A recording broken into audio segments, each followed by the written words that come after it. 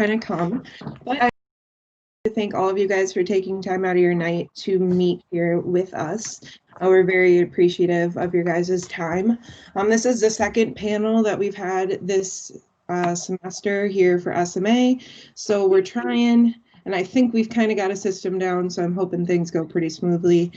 But if you guys just wanted to first kind of just give us about a 10-minute little introduction to yourself and your professional life. So kind of where you started and where you are now, and any tips and tricks that you picked up along the way. So whoever wants to go ahead and take that one away. I'll go ahead, I guess. I'm Kyle Farjan. I graduated UW La Crosse, Sport Management and Business Administration minor. Started my career in sports. I guess I'll back up a little bit. My first internship I ever did, I went to Walt Disney World in Florida. So I took a semester off of school and went down to Walt Disney World. Just wanted to culture myself and start working with people that were in different cultural backgrounds from different countries, different states, albeit, and get my foot in the hospitality industry. Following my internship with Disney, I came back and actually went over to the La Crosse Loggers with Chris Calloway up there. So with the Loggers, I started that 4 days after my internship with Disney. So I came home, moved back to La Crosse, started an internship with the Loggers. And then my final internship was with the Wisconsin Timber Rattlers. And now I'm currently still with the Timber Rattlers. So my internship with the Timber Rattlers was a rotational internship, but the main focus was ticket-based. Following that internship, I was lucky enough to get offered a full-time job as a group sales representative at the end of the 2017 season. And now currently I'm senior manager of ticket sales and services. So now I oversee the group sales department. So I have two employees underneath me that kind of make up our group sales department and sell tickets for a season that we don't know when we're going to start in 2021. So that's a fun process right now. I guess my biggest advice to people is do internships. We were actually just talking about it this afternoon. Internships are big. Getting experience. Like, yes, you learn a lot in the classroom, but you learn a lot just being at a job and doing things like that are hands-on, and getting your feet wet in the industry. LinkedIn, I think LinkedIn is a huge tool, especially now. A lot of the sports profession people are willing to talk more than what they have in the past because a lot of them have a lot of downtime right now, to be honest with you. And we're all looking to build connections because the sports industry is who you know business. I'll just say we just hired 2 new ticket account reps. We had 110 people apply for the job. And then we posted a box office manager job as well and had 65 people apply for the job. Our box office manager was a former intern, and there were people that were just as qualified as him, but we had a familiarity with him and knew who he was. And he was connecting with us, stayed in contact with us throughout the whole process. So just building those early in your career and leaning on them. Look to people where you want to be and reach out to them and figure out what their journey was. Not that everybody's journey needs to be the same, but at least you can pick their brain and figure out how they got to where they can be and how that might benefit you in your journey. And I know that's not nearly 10 minutes, but I'll throw it to somebody else. Yeah, I can definitely go after Kyle there because working in the baseball industry, I'm definitely in a different path than Kyle was there. I graduated from UWL back in 2010, and my degree was in English and broadcast communications. And so I had always liked sports, but I guess I didn't really know about sport management and that whole path, early enough in my college career to sort of make it my major. So I was basically a journalism type of major. I like sports. My first job out of school was a part-time job working for the La Crosse Tribune, covering sports and working in it that way. Working there, I got an opportunity to meet a lot of people. That's when I first met the people that I would eventually be working full time for 7+ years later. So I started at the newspaper with a part-time job, started working at the lacrosse radio group with a part-time job, working a 6 a.m. shift on Saturday and Sunday, which was not glamorous. It was not always a whole heck of a lot of fun, but it was one of those things where showing up was one of the most important parts of it. And so being known for being a guy that could be punctual and accountable and on time and did what he was asked to, even if the hours weren't glamorous, led to a full-time position at the radio station. It wasn't something that I thought I was going to get, but I applied for it, and they hired me for it. I ended up doing afternoons on the classic rock station here in La Crosse. And so I did that for 6 years. I added on a lot of responsibilities as I had that job. I worked a lot with our sales team as sort of a liaison between the programming and sales side of things. So I began to understand how important sales is to any industry. I was our sports director, so I was in charge of all the sports programming that was going to go on the air as well. And one of those doors that had opened up, being a radio guy, was the Loggers were looking for a public address announcer back in the summer of 2013. And so I was 25 years old, and I thought, this could be cool. I've done a few games before, helping out at UWL, but never in front of 3,000 fans. But 200+ games later, it's like riding a bike. And so I worked that summer of 2013 and kept that rolling along into 2017, when the prospects of the radio station, wasn't exactly a thriving industry. And there were some things in the organization that I wasn't necessarily thrilled about. And there came an open position at the Loggers. They came to me and said, "Hey, what do you think?" And I was like, sure. I kind of understood the business. I kind of understood the side of it, having worked there part-time for what about 13, 14, 15, 16, 17. Yeah. So 5 summers I would have been there, kind of understanding how the business operates a little bit. They invited me in, and I started in October of 17, which gave me, 8 months or so to gear up for opening day of 2018, which was my first full-time summer with the Loggers there. So it was a different path for sure. But I think what was really important to me in my career was just sort of saying yes. It was saying yes to opportunities, to going to events, for getting a chance to meet people, sort of pre-LinkedIn, where you can just stalk everybody in an organization.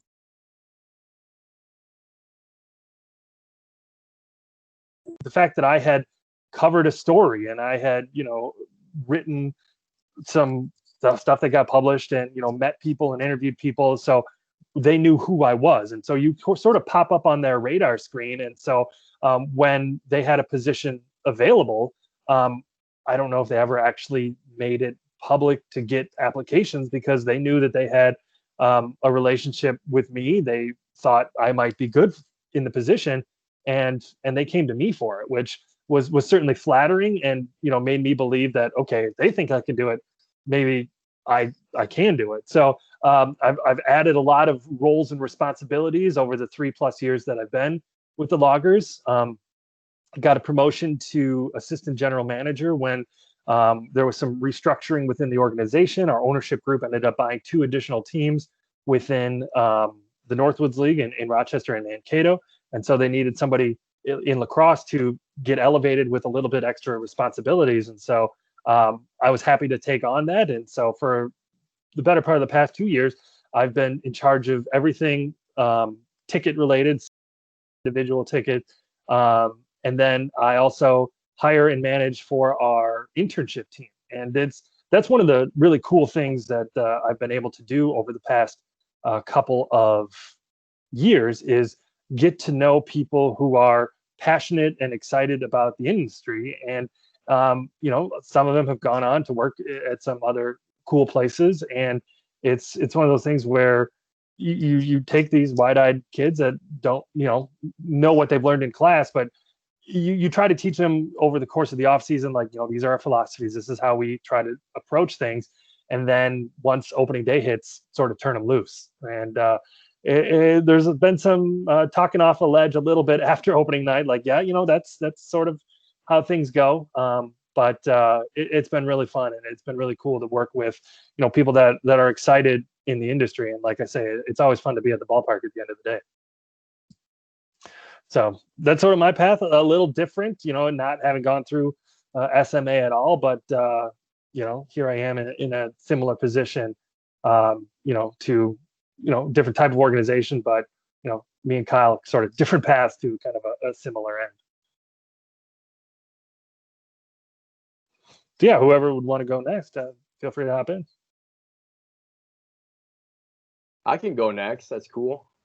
Chris, Kyle, good work. I didn't really know how this was going to go or what I should say. So after seeing you guys go, I kind of have a plan of attack now. So I'm Jeremiah. So I just graduated in May of 2020. So I'm, possibly in the boat that many of you who are on here potentially are in, soon to graduate or whatnot. So I guess a little bit about my story. So basically for me, so I was a student athlete at La Crosse. I played football there. So being a student athlete, I didn't really have a lot of opportunities for, internship opportunities. And, first and foremost, my biggest advice is, as Kyle and Chris alluded to, try and get internship opportunities if you can. The more you have on the resume, the better, because it's just going to allow you to gain more experiences, meet more people. And, all it takes is meeting that one person that gives you a shot. So anyways, injuries kind of derailed my college football playing career. So for my last year of football, I helped out as a student assistant coach. And in that process, I was like, crap, like I haven't really done any internships. All I have going for me is that I played football. Like, what am I doing here? I graduate, in May. I have to have an internship in December. Like, I have no idea what I'm, going to do. Right. That might, maybe that's about some of you guys are in and you graduate in the spring. So I had gotten pretty involved on LinkedIn that past January, like, especially now with COVID, get on LinkedIn and just reach out to as many people as possible. Like, is it tedious? Sure. But, all it takes is, talking to the right person. And when you talk to that person, have questions lined up for them and reach out to people who are in a similar field that you may be potentially interested in or want to do. Because, once you start reaching out to more people, connecting with them, and you get them as connections, you're going to get to the point where people will start connecting with you, even though you might not be anything, but they're going to see that you're connected with a mutual friend. And when you start connecting with a lot of those people, they're just going to connect with you by default. Hence, they'll probably be more likely to respond back to your message. Because I know for me early on, so my dream is to become a general manager of an NFL team. So I knew, like, I wanted to get involved with scouting, player personnel with football. So I tried to reach out to as many scouts as possible on LinkedIn, and it was terrible. No one answered back to me. I didn't get anything, right? But I just kept, harping away at it because, I was like, well, this is what I want to do. And I don't really have much else going for me. And I was able to become connected with a guy who runs, it's called Instant Scouting. They are a football scouting company based out of Toronto, Canada. He used to play in the Canadian Football League. And I kind of told him my story. I was a student athlete. I had a passion for football. I wanted to get more involved with scouting, kind of learn how that works and what that's like. And he's like, yeah, I might have a potential internship for you that you could just do remotely. So for me, I was like, yeah, great. Give me anything. Like, I just want to get involved. So, I did that and was able to have some success with that. It allowed me to attend the College Gridiron Showcase. It's like right behind the NFL Combine is one of the biggest combines.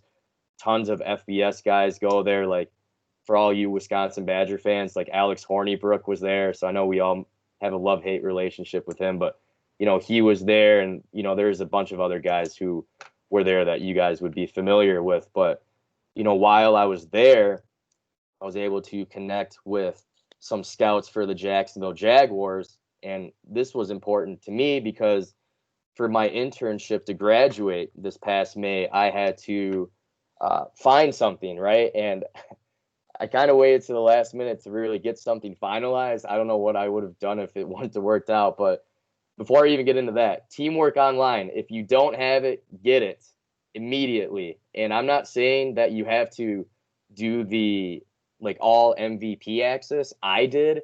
I'm not saying that it helped me get my internship opportunity, but hey, anything helps, especially this year with COVID. I mean, the more ability you have to put yourself out there, the better. So, I pay $5 a month for it now after the initial $60, but I'd say it's worth it. And I probably applied to a good 20, 25 different internships on there. And none of the internships were really in the area that I wanted to do, which is like scouting player personnel.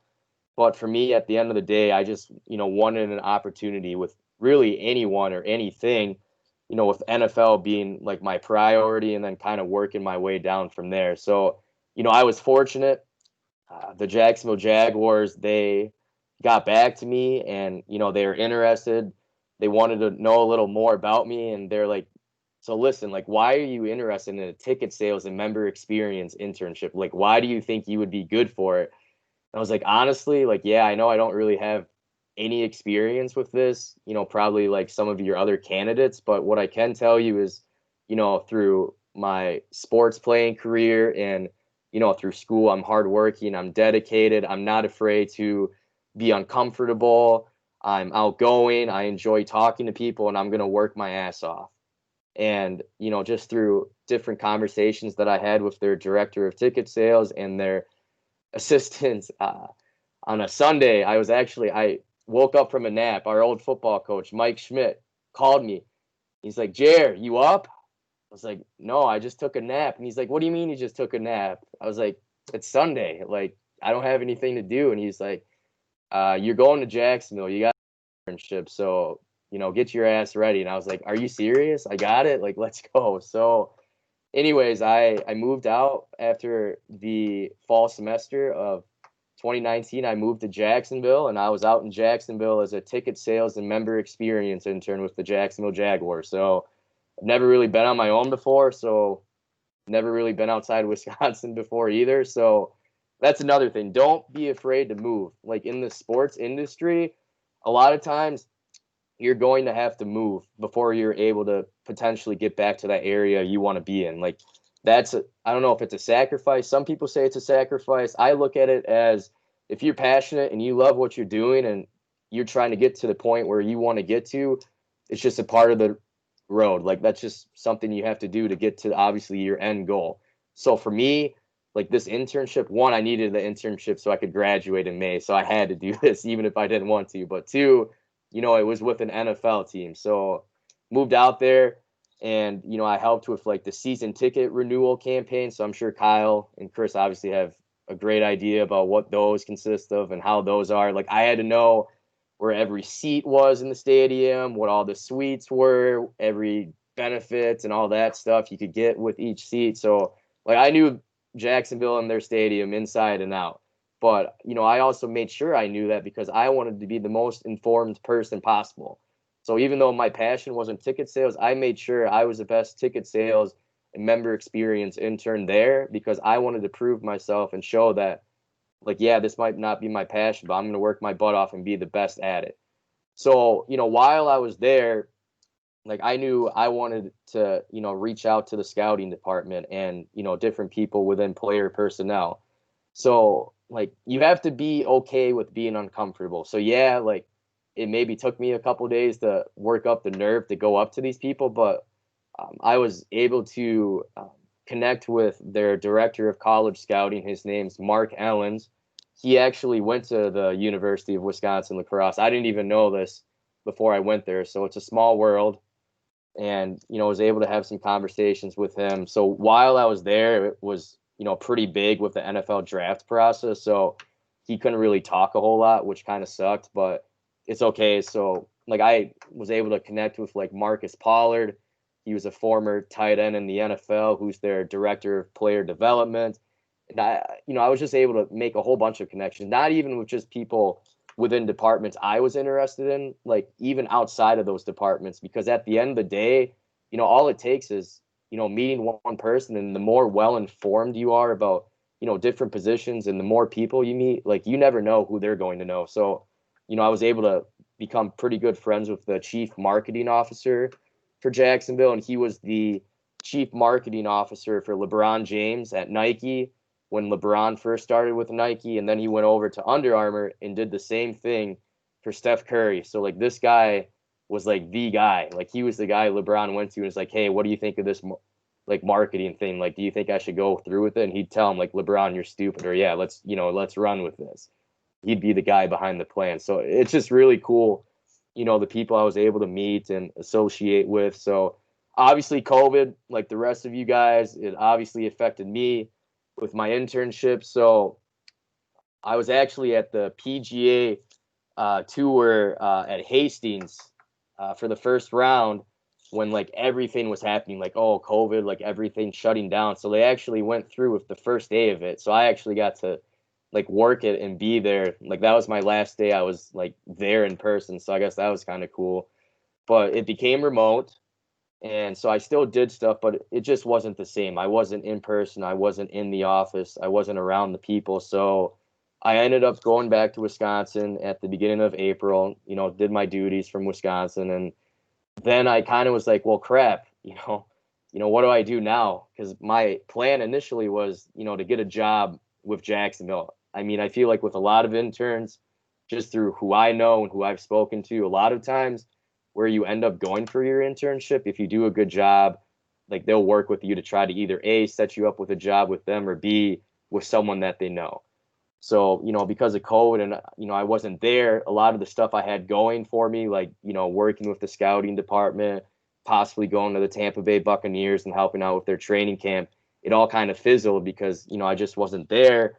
So through the college gridiron showcase that I went to earlier in January through instant scouting with that scout that I met from Jacksonville, he had connected me with a scouting assistant that worked with Jacksonville currently. So I was able to reach out to him and connect with him. And he basically was like, hey, look, man, like with the NFL right now, no one's hiring really any business at that time in April, May.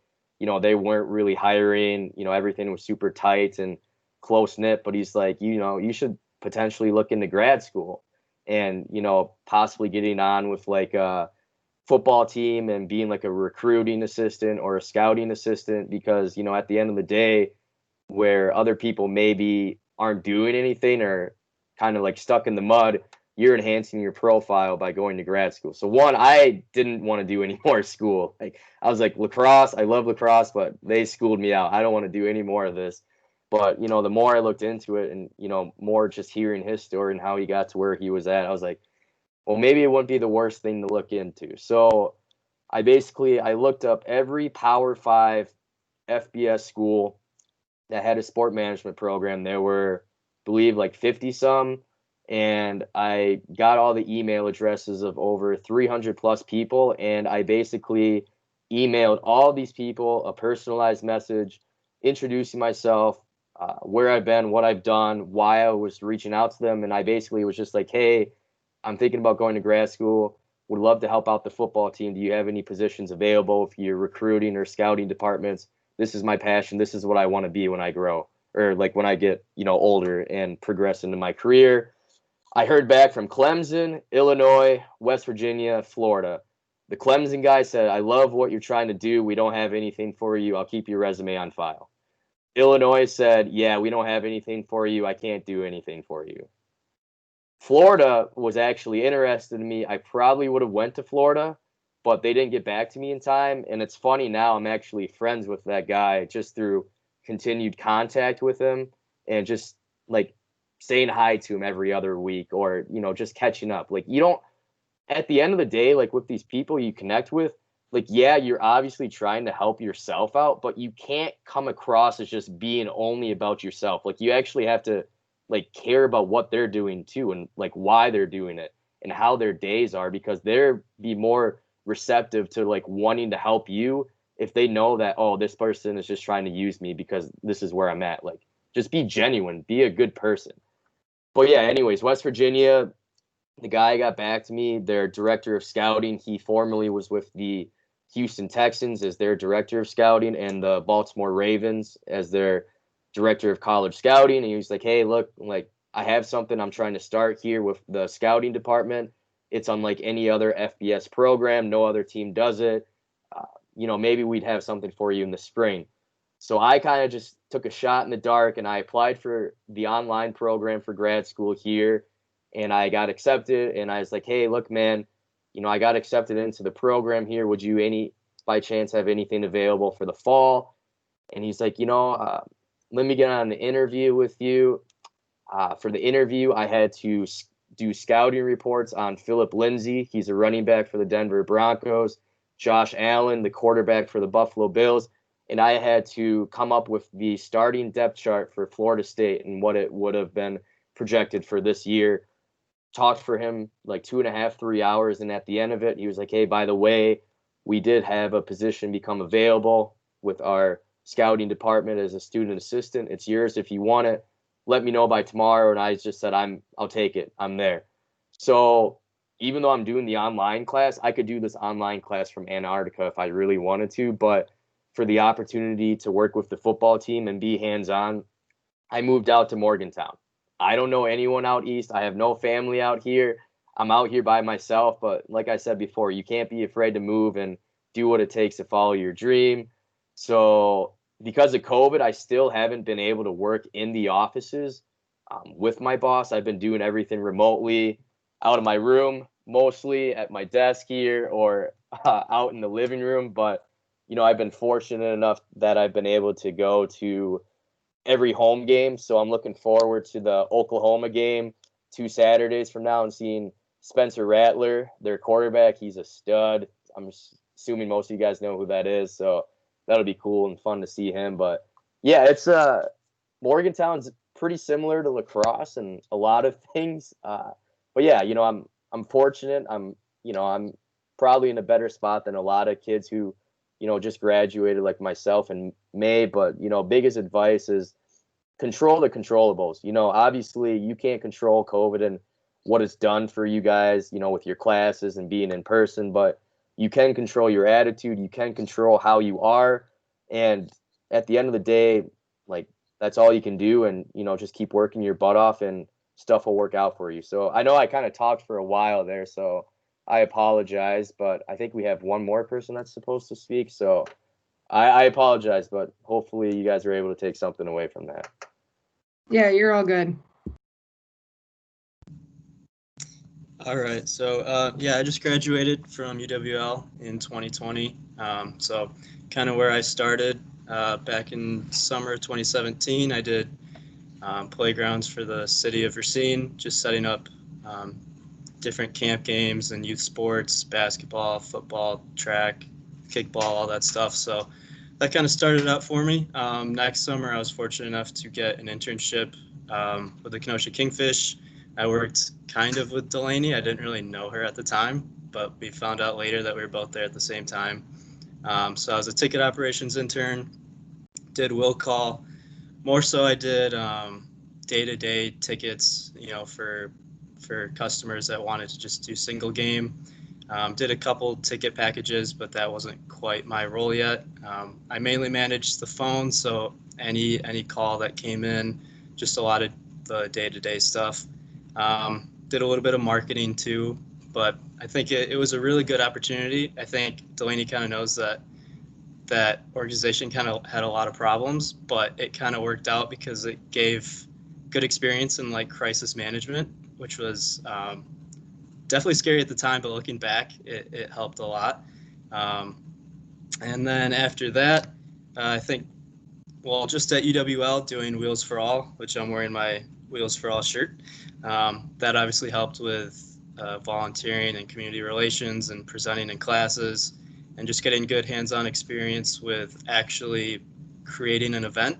Obviously, you can talk about it and take notes in class, but actually doing it was a really big help. And then just volunteering at the UWL athletic department, just kind of in like operations and seeing just how things work for different kinds of sports. And then last fall and winter during the school year, I coached Aquinas Catholic School's 7th grade basketball, so just down the road from UWL. I wouldn't say that I had a super strong passion for coaching or working with young kids necessarily, but it turned out that it really helped a lot when I was looking for an internship. So I ended up finding one in the summer of 2020. Luckily, obviously, I know a lot of people's were canceled, but my organization, I was fortunate enough that they still offered a position for me. So they brought on 10 other interns up in the Twin City areas. So I work for Skyhawk Sports Academy. It's just a youth sports franchise. There's quite a few around the country, but the one in Minneapolis and St. Paul is the biggest branch that they have. So it's pretty interesting kind of having my first big job experience during COVID, because again, it was really big kind of crisis management. We didn't really know what was going on, but overall it was a really good experience. So that position, I did a lot of business analytics, looking at target demographics, looking at how much revenue we're taking in versus how much we're paying our coaches, and what we need to hit for our certain camps.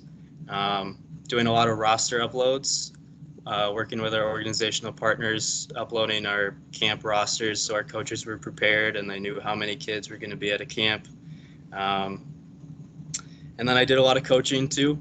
I didn't quite do as much as some of the other interns because I'm sure a lot of you will know that the UWL internship requires in the summer like 480 hours. Which was really beneficial to me because none of the other interns needed that many. So they were kind of forced to give me a lot of stuff to do, which was really nice. And I know for a lot of the other interns, they were kind of disappointed because basically anything that they needed to get done, they gave to me. So I ended up getting a lot out of the internship. And they offered me a position probably in June. I was ready to take it, and then they took it back because I think we all kind of thought that COVID would not be as crazy as it was. I think we kind of thought that it would simmer out a little bit in the summer. It didn't. So they offered me a coaching position, just like 20 hours a week. I wasn't going to take it. I was ready to go home. And then I think as I was packed up, they offered me a full-time position. So I was really fortunate for that. So I've been working full-time for at least a month, maybe a little more than that now. So my official title is Customer Service and Program Coordinator. So I handle basically the main Skyhawks email. So any customers that have concerns, I have a personal work phone specifically for that. So even though it's a very big organization, it runs very small. So there's our two owners who are husband and wife. There's one full-time employee, and then there's myself, who's the other full-time employee. So I mean, I think for the summer, we're planning on running 70 camps a week all across the Twin Cities. Yet we're basically a company of 4 people plus coaches. So it's been nice because I've had my hand in a lot of different areas. So I think my title is pretty small for the amount of stuff that I do. So besides those 2 things, I also manage the applicants that apply through us. So I know we talked about it a little bit, and how we separate yourself. And so I would say for me, now that I see everybody that's applying for the position, it's been really interesting to see what I find good in a candidate versus what I don't. And I think Kyle mentioned it, I think a little bit before we got started, that a big thing is cover letters. And I know for my internship, it was optional, but I wrote a lot for that cover letter. And I actually went back on Indeed to look at how many people applied for my position. And most people had more qualifications than me, but a lot of people skipped out on that cover letter or wrote maybe like a paragraph. And I was very in depth about it. And so now that I'm looking at interns for this summer and coaches and directors, they can have quite a bit on their resume, but if they don't do anything for their cover letter, I think it kind of shows that they don't quite care as much.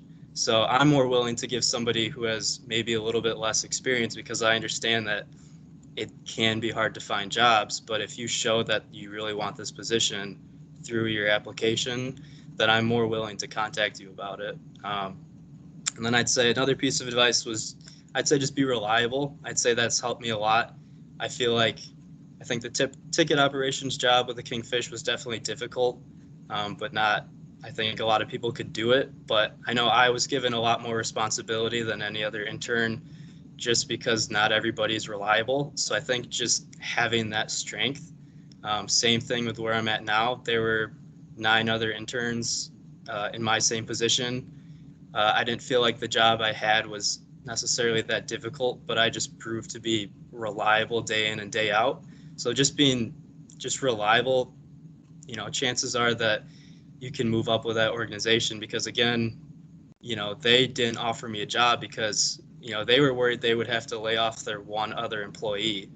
But, they found a way to offer me a position because they knew, my reliability and my responsibility. So I would say those 2 things, just going out of your way to do a good application, even if you don't have a lot of stuff on your resume, and just being reliable and being responsible for your company that you work for. All right, awesome. Thank you guys so much for that little snapshot into your guys' lives. So I think I'll start it out with the first question, then Victor and Cole, you guys can fight about who gets the next one. But I know from Kyle and Chris, because he interviewed me, and Kyle, you mentioned that you did the interviewing, and then Marcus and Jeremiah, you guys recently just were interviewed. What are your guys' biggest, if you could do one interview takeaway tip, whether it be from somebody who gave one or did one, what would it be? Sure. I think what comes out the most in an interview is just genuine enthusiasm. I mean, we want to know that you're interested, that you care, and that you are going to separate yourself in some way from everyone else that applied. I don't have quite the numbers of people that apply that Kyle was mentioning, but a lot of times people are very similar on paper, and their cover letter, their resume doesn't do a whole lot to separate themselves. One of the things I like to say is like, okay, how many people can we get apply that are juniors in the sport management program that have a 3.5 GPA, that were captain of their high school team, and I'm supposed to separate these people from one another in some way. And so it feels like we get a lot of those that apply. And so when we interview, what we're looking for is, okay, what's going to separate you from everything that's on the paper, on the email that you submitted. And so you can understand a level of enthusiasm, a level of general competency. I mean, not batting 100% in that area, but you can tell pretty early on people have a passion, and they're doing it for more than just fulfilling the requirement that they have to do. I think that really shines through. And so it's one of the things that you can tell pretty early on in the interview, and you want to be able to them to expound on that a little bit. They might not have a ton of experience. I totally know where Jeremiah is coming from there. Like, you're a student athlete that takes up so much of your time. It's hard to have all this other experience on your resume, but I'm more than willing to give people the benefit of the doubt if I know that, okay, I can envision you, even though we're sitting across from each other 6 months before we would ever throw out a first pitch. I can envision you in these different scenarios at our ballpark, because I kind of know how those tend to play out over the course of the summer. So if I can see, okay, I can see Delaney, I can see someone else working our ticket booth, working our customer service booth, I'm more inclined to push them to the next stage of the process. And there's been a lot of times where somebody applied for a certain role, and we're able to go to them and be like, okay, that's wonderful.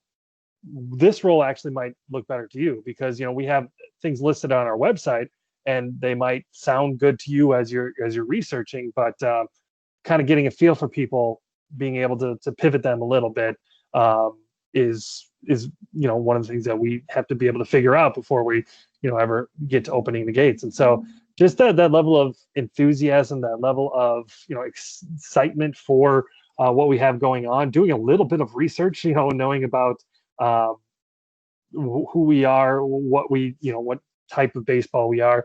A lot of times we ask people, first question is, have you ever been to a Lager game? And oftentimes the answer is no. And that doesn't, prohibit you from getting the job, but if there's any way you can check it out in some capacity, try to look ahead. You might not be around during the summer when they're playing. That's understandable, but it always does help a little bit if you have some familiarity with the thing that you're applying for. Yeah, I would echo everything Chris said there. The other thing, I'm sure Chris gets this all the time too, but when you ask them why do you want to work in sports? If somebody responds, oh, I played sports growing up, that's all I know, that's what I want to do, that is the most basic, and that's the one answer I hate the most. If I get that answer, expand upon that. Really, what is the real driving force behind you wanting to work in sports? I know, yes, most of the people that apply did grow up around sports, but what do you want to do?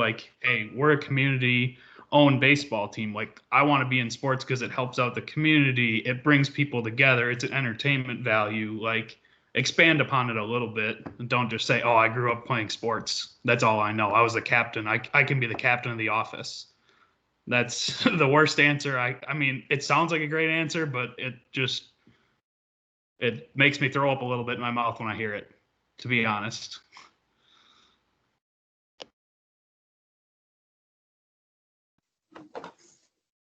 Yeah, no, I agree with both Chris and Kyle. I mean, obviously, I haven't really been the one to interview per se, maybe as much, but I know, just so I'm not reiterating the same thing they both said, I would say for me, the biggest thing I try to do in my interviews is be yourself. So, right, obviously, first and foremost, do research on the company or the person you're applying for. So, for example, with Jacksonville, right? So I didn't think I had a shot in the world to get that internship because I didn't have any experience with ticket sales. I mean, obviously I sold, football, gift cards and stuff. Michael Schumacher will know what I'm talking about with those things we'd have to sell every year. But, really other than that, I hadn't really had much. But, what I made sure I knew was everything about Jacksonville. I knew who the owner of the team was. I knew who the general manager was. I knew sort of their history as a team. I knew sort of the plans they had in place and, what they're trying to do. I knew that they were one of the most cultural teams in the NFL just based off of, going to London as much as they have and trying to make that connection with, overseas and America with American football. So I brought all of those points up during my interview, and then I was just myself. I was yeah, I'm easygoing, laid back, enjoy having a good time, but I work my butt off and I enjoy being around people. And it's funny that this was one of the questions I asked one of the interviewers while I was there. I was look, man, why did you guys hire me? The credentials of me, I don't have anything like any of these guys. And he said, yeah, we know, and that's why we liked you, because you were different. We have had so many people that are the same and they do the same thing and they have the same experiences, but you didn't have anything going into this. You didn't have any sales techniques. You didn't have any pre-positioned ideas that you weren't going to stray away from. You were an open book. You were going to take anything we taught you and you were going to be a sponge, and you used it and you did it well and you've done it well. And I was oh, nice. That's nice to know, I guess. But yeah, be yourself and do research on the people you're interviewing with in that company is my advice. And to echo what Jeremiah just said there, I've definitely chose between two people because I just liked this person better. I didn't know anything about them going in, but this person just put off a better vibe, just felt better about, who this person is. You met them for, 20, 30 minutes in an office, and you just get a hunch and you like them better. And it's nothing necessarily tangible or quantifiable, but it's the mood, the kind of the aura they gave off there that, yeah, we could see them being a part of our organization, even if it's for 1 year. So for me, I have done a couple interviews now. It's kind of starting to become part of my job, so it's been really exciting for me to do that. But at least the interview for my internship, I made sure that with my research, I asked them plenty of questions about themselves, not just about the company, but about them personally as well, because I found that a lot of people like to talk about themselves or what they've done in the past. And so as soon as I asked them, I asked, well, how did you get here? What did, like, other stuff? Their eyes immediately light up and they're like, oh, I did this, this, and this. And they're a lot more, receptive to you. And then along with research, I kind of made sure that I researched enough about them, but not everything that I would know everything. So therefore I could ask them questions. So like something I could easily look up and find the answer to, I made sure, okay, well, I'll ask them about this. So that way I feel like I know enough, but I still have questions that it seems like I still have interest, I suppose. And then I'd just say enthusiasm. So although I don't interview everybody that applies, I look at their applications and I always give them a call rather than just email them and ask them a few stuff. So I always check what their enthusiasm is. There's times where, I'll say who I am, what company, and they immediately get so excited because they heard back and they're so enthusiastic. And of course, then obviously I want to try to set up an interview with them. But if it's somebody that's just like, oh, okay, yeah, I kind of like some people are like, I forgot I applied for this, or yeah, I guess I can make that work. So as soon as I get off the phone, I don't contact them again because clearly they aren't that interested or don't seem that enthusiastic. And then for my interview, if any of you have had me in classes, I'm not super energetic or always participate. It's always been part of like anxiety for me. So for my interview, I made sure that I was extremely prepared. Like I think I can tell with Jeremiah that he is very outgoing and can talk to people a lot easier than maybe I can. So my preparation might be a lot different from his. So I took like a week out to make sure that I was very ready and had that energy I needed to bring for that interview. And then it ended up working out well for me. So. No, hey, I just wanted to add, I don't like at the end of the day, there's no right or wrong way to prepare for these interviews. Like it's who you are, what works best for you. Like I can already tell, like I didn't take a week to prepare for the Jacksonville interview. I not because I didn't want the interview, but I actually, so their time zone is an hour ahead. So I was in class and I was like, oh, I'm going to get off of class. I'm going to go to the rec, change, get in my shirt and tie, and I'm going to look up some stuff on the team a little more than what I had done, and I'll be ready for the interview. And I got done and out of class. We got out of class early, and I got an alert on my phone that said, your interview is in 10 minutes. I was like, oh, shit. So I had to run from the Wings Technology Center to the rec. I got there. I put on my shirt and my tie, and I got there in time, and they, got on, and they're like, oh, man, you seem out of breath. And I was like, oh, yeah, I just got done working out. And I was like, oh, my gosh, I'm going to not get this at all. But, yeah, no, just whatever works for you guys. Like, there's no right or wrong to that.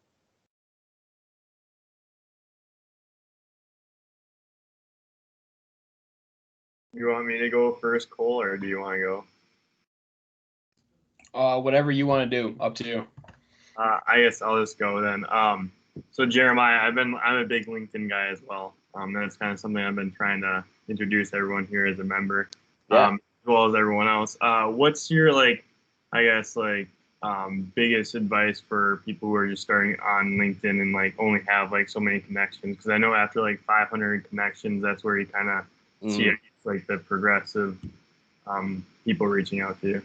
Absolutely. So when I started, I wrote the longest paragraphs ever.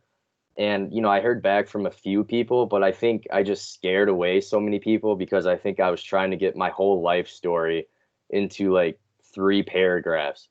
So then I completely flipped my thought process and I was like, okay, just short, sweet, to the point.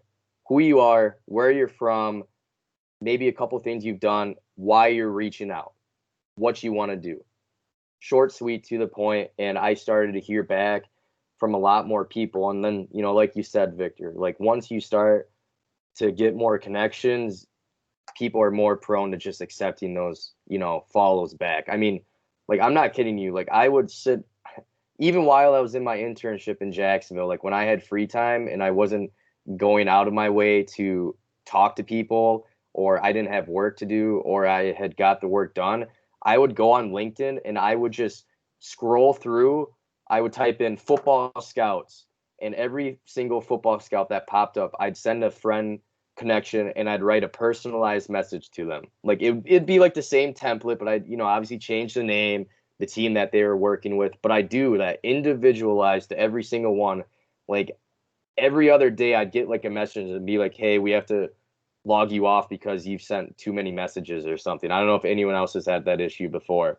So I got like locked off and I was like, you got to be kidding me. But no, I just short, sweet, to the point. Like get your point across and like try and ask a question to them. So like even if they're not interested in your story or really talking to you, at least if you ask them a question, they may be prone to like wanting to answer that question and get back to you, if that makes sense.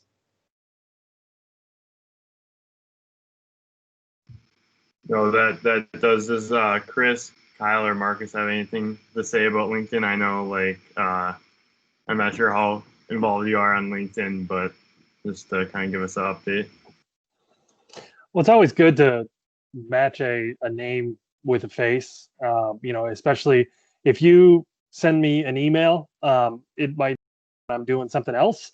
And so if I then get your LinkedIn request later on that night, it'd be like, oh, okay, that name rings a bell. Okay, that kid sent me an email. Just another sort of touch point, like a way to remind the person about you a different way. And, reaching out a couple of different ways is never too bad. Never bad. It definitely shows initiative. It shows a little passion and commitment, because there's plenty of people, I hate to say it, that have sent me one email and then I've never heard back from them, and I just you just kind of move on. And so people that are a little bit more persistent, you may feel like you're nagging a little bit. Obviously you don't want to hit them up every hour. You definitely don't want to be like, why aren't you responding to me?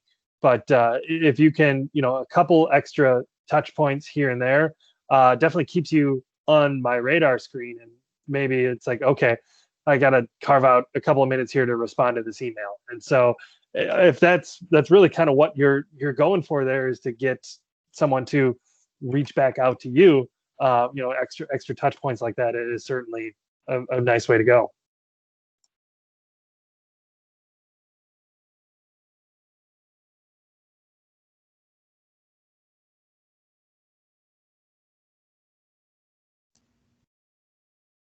And then if everybody's good with that, hi you guys. I know that we haven't spoken yet. My name's Cole Graffin. I'm the social media coordinator board member of SMA. And my question was, do you guys think that sales is the key to getting into other departments? I know that Jeremiah elaborated on it a little bit, and I know that not every story that I've heard about getting into sports, obviously, like through Chris, he was through broadcasting. But I've heard so many stories about people getting into different departments through sales, and I was just wanting to get your take on it. Yeah, I guess I can touch on that. I mean, that's one of the questions we ask in the interview process. What's your end goal? Is your end goal to stay in sales? Is your end goal to get into marketing? I can tell you during our most recent interview process, I would say 90% of people wanted to be a GM of a minor league baseball team. That's why they're applying for a minor league baseball job. But to be a GM of a minor league team, you need to understand how the sales aspect works. You need to understand how the marketing process works. You need to understand how all of that works to get people in the stands. Yes, marketing has a play in it, but the biggest revenue generator to the bottom line is putting butts in seats. If you put butts in seats, you're going to get concession food in people's mouths. You're going to get merch on their hat, on their head, on their shoulders. That's how you drive everything. So if you can make a name for yourself in the sales aspect of an organization, you can move up in that organization. From the timber rattler side of things, we have 30 full-time staff. I think 8 of our staff have been interns that are now full-time. And I would say of those 8, 6 of them started in sales. And are now, our assistant GM started in sales. Our GM was an unpaid intern, started in sales and is now the GM and has been GM for 20 some years. Our community relations director started in group sales. So I wouldn't say it's the only way in, but it is a good way to get in. And I think in the interview process, you need to be straight up and honest with people that, hey, yes, I understand that my end goal is this, but I understand that to get there, I need to understand how the sales process works and how I can improve my communication skills, my skills to, I don't even know where I was going with that train of thought now, but just to constantly gain more understanding of an organization to then have your foot in the door for when a position does open up, that you can get into it. Yeah, touching off what Kyle said there, sales is the best way to tangibly prove your value to the organization. If you're an intern that's looking to, make a jump to a full-time position, if you can say, hey, I sold this many, which was an increase of X over the previous year, I mean, that jumps out as, a manager, like, okay, this person is definitely, passionate and wanting to move up. And, Kyle, works for, still a pretty small team with 30 full-time staff, but we have 5 full-time staff. And so everybody has to do sales as part of their job. There isn't a ton of specialization, and everybody needs to be able to sell something. Our marketing guy is doing online sales. We have people that are doing sponsorship sales. So much of what I do is ticket sales. And so that drives the bottom line. I can tell, Kyle had worked for the loggers because the butts and seats is something that we preach all the time. And it fosters everything. The more butts we have in seats, the easier it is to sell a sponsorship the next year. Because if you could say, hey, we went from 3,000 people a year to 3,500 people a year, we can justify increasing your sponsorship, or we can approach a new sponsor and be like, how would you like to get in front of this, audience X amount of times per summer? And so sales drives everything within the organization. It's one of the things that I had absolutely no experience in, actually going out and doing it. And it's about relationship building. It's about going out there and meeting people in the community. And the idea is, the first year of making the sale is the most difficult. Renewing it is hopefully pretty easy when you can prove, yeah, you got your value and then some. How would you like to come back for another season? And so if you can help get those first year sales, I mean, you're going to prove your value even more. And so with there being, I think, a lot of organizations that have very small staffs, you're not going to be able to have somebody on that staff that doesn't do sales, because there just isn't room for them, especially in a climate such as we are, where they're trying to trim fat everywhere that they can. Whereas if you're not adding to the bottom line, you're going to be one of the first ones on the chopping block there. So the best that you can do to get some sales experience, and we don't get a lot of people that say in their interview that they have sales experience or that they're excited about it. So if anybody does have that definitely jumps out. There's not a lot of people like, yeah, I want to go out and sell things. It's not the most glamorous of position, but like I said, it is fun building those relationships and getting 2, 3, 4 years down the line, where then these people are clients and friends, and it makes the job even that much easier.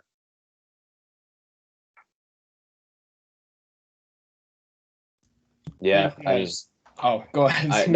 I agree with both of them. I mean, from everyone I know and I've become acquainted with, most of them get through in sales, because like what Kyle said and what Chris was alluding to, ticket sales, that's the highest, revenue generator for these teams, these organizations, like fan or butts in the seats, as they say. Like that's the biggest thing. Like I know in Jacksonville, like they kind of suck, so they kind of struggled to get butts in the seats. It's not like the Packers. Like because my only real experience is, with the NFL or the Packers. I was like, gosh, like there's, people waiting for season tickets like since they were born, like, 50, 60 years. And they're like, oh, wow, like you could just go get season tickets like right now if you wanted. I was like, what? Like that? What? Seriously?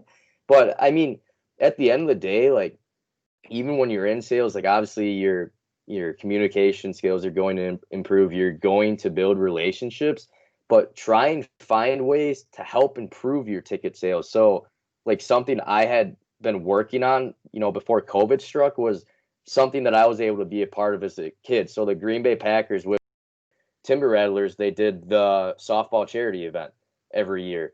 And Jacksonville had never done anything like this. They had a minor league baseball stadium, the Jacksonville Jumbo Shrimp. Love their nickname. Literally 100 yards away from the stadium. And I was, curious. I was like, so do you guys are you guys partnered with them? Do you guys do anything with them? Like, oh no, like we don't really have a good relationship with them. And like in my head, I'm thinking, boom, like you could do like a softball charity event and like have the players interacting with the fans, allow for the fans to catch home run balls, or maybe not because of safety, precautions. I know the Packers can't do that anymore because someone got, domed in the face.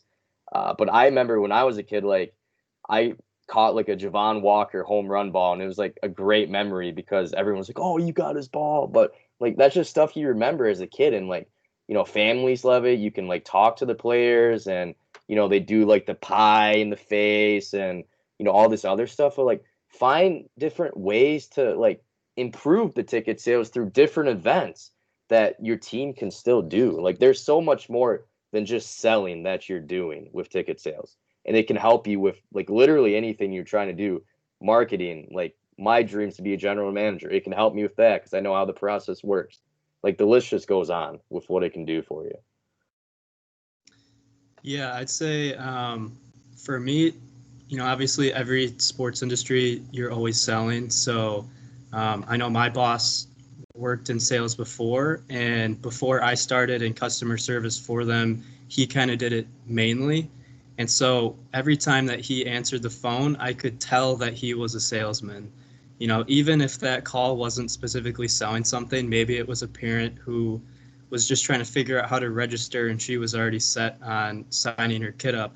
You can just tell that immediately from when he answers the phone that he knows what he's doing. And so constantly, even if I'm just helping somebody register or they're trying to move or maybe they're trying to get a refund because COVID right now, I know that a lot of our camps might get canceled. So a lot of my phone calls today have been about refunds. So even though that they're trying to cancel what they already bought, I'm still trying to sell us in a way that they can buy something in the future. So every part in the organization, even down to our coaches, is trying to sell our organization in some way, trying to get our parents and kids to come back and sign up. So.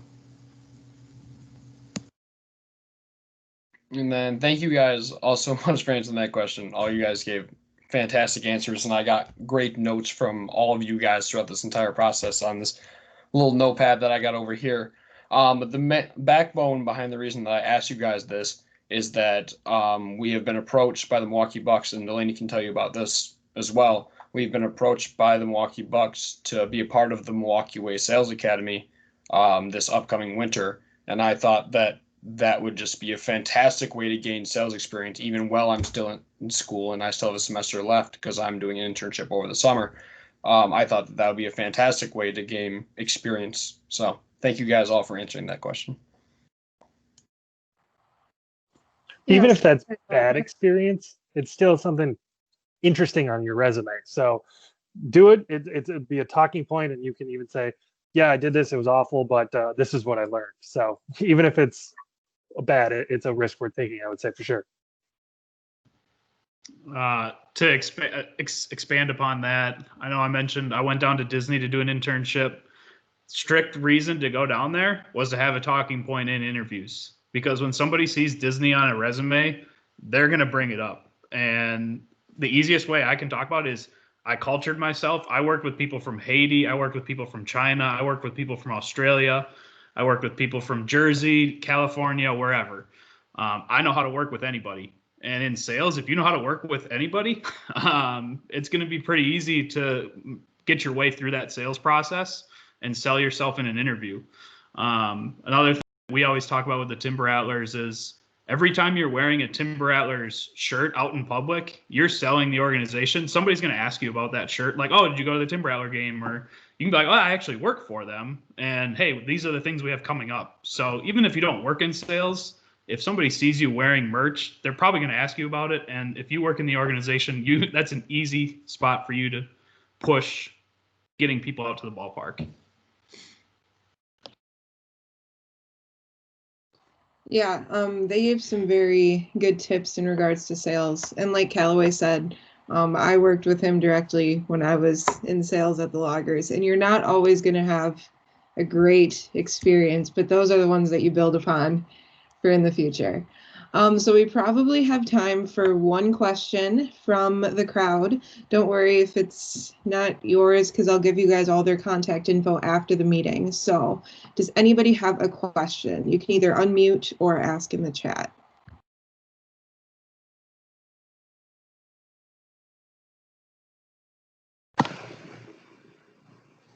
For those of you who didn't have a lot of sales experience, how helpful were people within your organization in teaching you the process?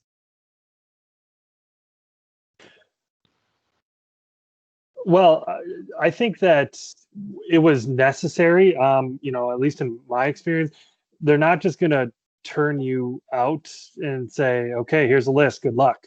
At least what I would like to do is, set people up for success, teach them our philosophies, because I feel like if we break our philosophy down, and like we've been talking about, that butts and seats, if I get you to really understand and buy into that, you turn around and talk to whoever you are about the philosophy of coming to a game. And so it's people want you to be successful if they're going to bring you into their organization. And so if there's anything that you can glean about sales philosophy, or even ask during an interview, what is your sales philosophy? How do you guys go about approaching sales kind of on a basic level? I mean, that'd be a great talking point, and kind of, even give you a leg up for follow-up questions, or, or a follow-up email later on. And so, they're not just going to hand you a phone book and say, good luck, at least in my experience, because that'd be just a total waste of time.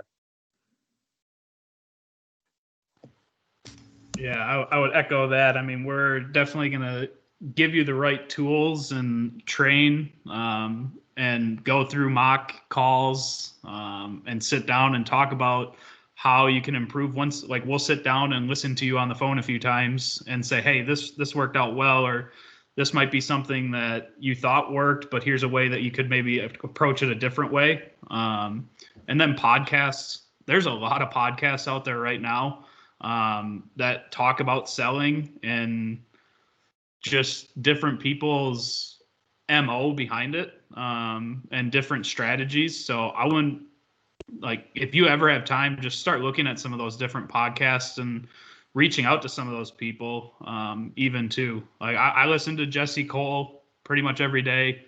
Business Done Differently. Find Your Yellow Tux.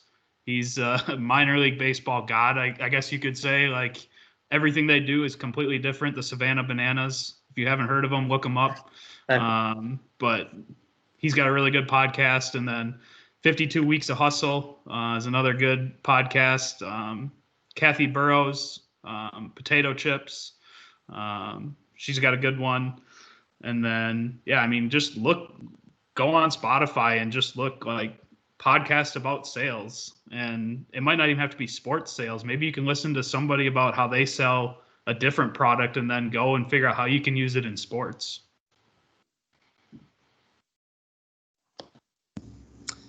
I'd say for me in my organization, like I said before, one of the owners, my boss, started in sales. And so that's still something that he's doing now. So with the organizations that we work with, we're constantly trying to sell them more camps to host at their schools or parks and rec departments.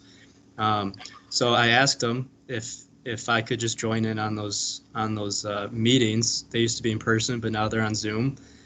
So now every time that he's looking to sell camps for next fall and the winter, I just join him on those calls because I know eventually he's going to want to get away from that and move up a little higher and focus on more broad things.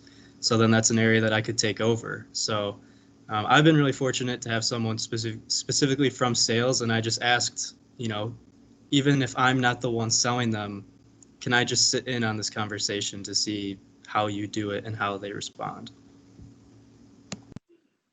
Yeah, I mean, I agree with all three of you. They're not going to just throw you in there and give you a phone book. I mean, that's pretty old school and be like, hey, go through this list of people and start calling away. I mean, maybe if it got drastic, they might, but no, all kidding aside. So sounds different, but like I was actually part of a sales training for like a month. Like my first month there, we got this giant binder with literally every single thing possible with the team and like what they had to offer and all the benefits and everything. And like you were tasked with like learning it. And obviously the faster you can learn it, the better, because my one piece of advice I will say is know your product. Know your product inside and out, because when you first start, that's the way you gain the leg up on other people. Like maybe you might not be the most outgoing or outspoken person, but when you're doing your mock calls and you can hold a conversation, because you can be like, oh yeah, we offer this in this section. Oh, in that section, it comes with this, this, and that. And with this section, if you go this way, you can get to there. That's impressive, because now you know your product. So now like you're going to be able to like gain that customer's trust, instead of when they ask you something, you're like, yeah, I don't know. You know what I mean? Like, just know your product inside and out. The faster you can do it, the better, because it's just going to allow you to get ahead of everyone. Basically, why I'm asking this is because like I'm a person that doesn't necessarily want to go into sales. So I wouldn't want to be turned away from an internship just because like I don't feel like I'd be prepared or want to do that. So that's basically why I was asking that. Yeah, no, great question. Just be yourself, like kind of what I said before. Like, yeah, I don't want to do sales. Like, yeah, it might be, but like I hated doing sales. Like I hated having to try and sell people to buy our products. Like some people love that thrill.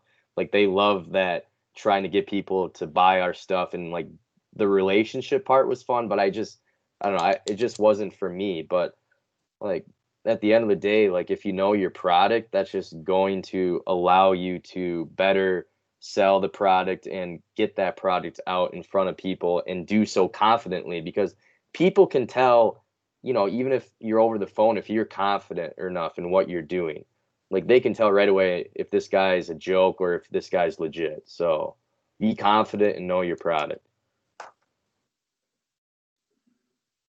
All right, thank you. All right, guys. So I think that's just about going to wrap it up for tonight. So I first of all want to say thank you to all of our panelists for taking time out of your night tonight to come answer some questions here for us. All SMA members, I'll send you guys their contact info after the meeting here. And just keep an eye out on your emails. If you are signed up for the Milwaukee Bucks Sport Management Night, that's happening on Thursday. You'll be getting a link for that, I believe, either Thursday morning or Wednesday night. And we still could sign up for if you're interested, you can still sign up for the Milwaukee Way Sales Academy. I don't have a link for that yet from Phil Fisher, but once I do, I'll send that out to the people that I think have already shown interest, or the people who I think would still be interested. So with that all being said, that kind of wraps it up for tonight. So thank you guys again, and have a good rest of your night. Thank you guys. And Phil Fisher's awesome. If you can do it, do it. If you have the time, make sure you do it. Philip's an awesome guy. Mm-hmm. Thanks to our 4 guest speakers. I'm very excited to see our alumni. So thanks for the very great advice, and we are all very happy to where you are right now, because I know especially Marcus and Jeremiah, I know that when you did an internship